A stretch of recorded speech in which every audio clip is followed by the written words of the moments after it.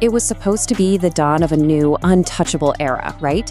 An invincible armada built with basically unlimited funds, unparalleled hype, and honestly, the most frightening attacking lineup on paper in the history of modern football. But instead, the 2025-2026 season for Real Madrid is going to be forever etched into the history books as a complete masterclass in disaster.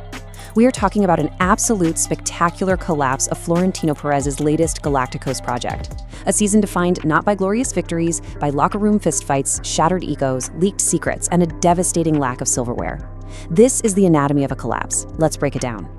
Welcome to a brand new explainer on the Sportx Radar YouTube channel. Make sure to subscribe and like this explainer. Seriously, hit that button right now, because we need to ask the billion-dollar question.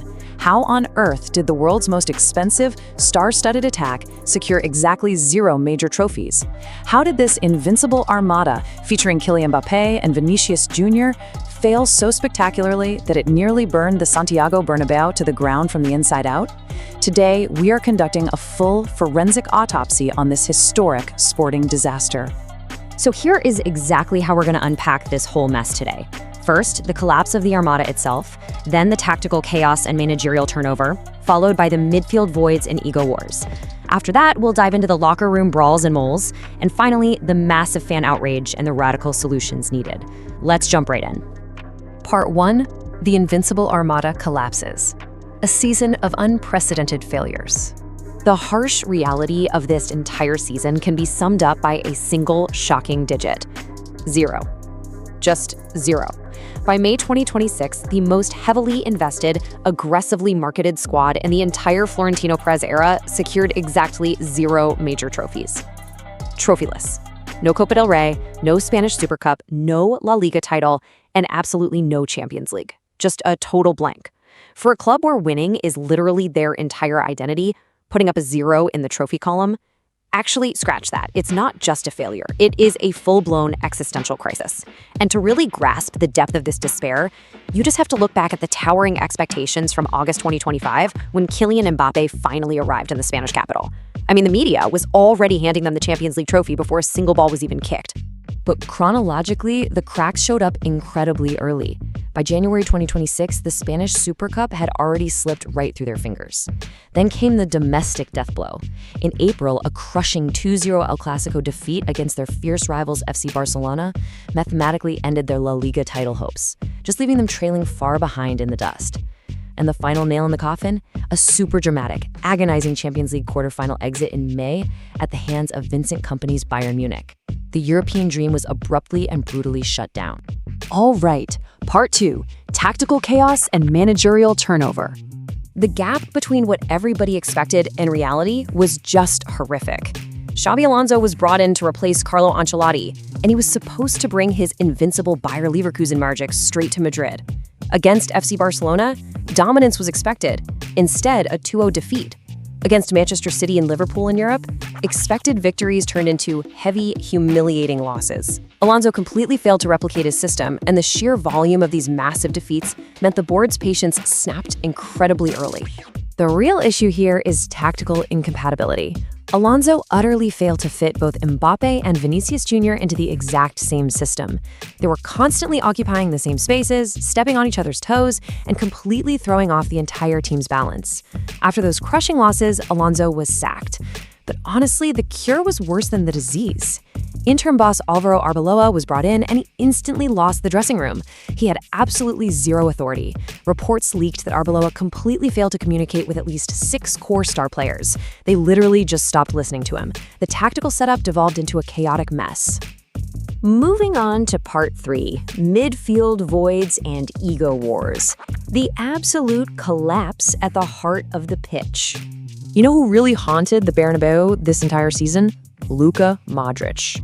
When he departed, he took the team's elite organization and their leadership under pressure right out the door with him. There was no longer a brain in the midfield to dictate tempo or provide any sort of collective cohesion. On the other side, you had young stars like Aurélien Tchouaméni and Eduardo Camavinga. Immensely talented, yes, for sure, but this season, they struggled heavily. Their transition play was completely inadequate, their positioning was super disconnected, and they entirely lacked the passing control needed to feed those monstrous egos up front. The data highlights a horrific on-pitch reality, too. Individual plays were sky high, mostly because you had Mbappe and Vinicius out there trying to win games single-handedly. But the transition errors? Off the charts. We're talking huge, costly turnovers because the team was so disconnected. And naturally, collective cohesion just sat at rock bottom. There was no actual team here. It was just a collection of really expensive individuals wearing the same white shirt, losing the ball, and blaming each other. Which brings us to part 4, locker room brawls and moles, the off-pitch toxicity. Now, when 11 guys don't trust each other on the grass, that toxicity follows them right down the tunnel into the dressing room. And this brings us to the most shocking incident of the season in May 2026.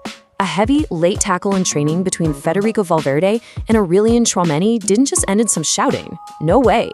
It escalated into a violent, bloody fistfight right inside the dressing room. Punches were thrown. Furniture was literally smashed.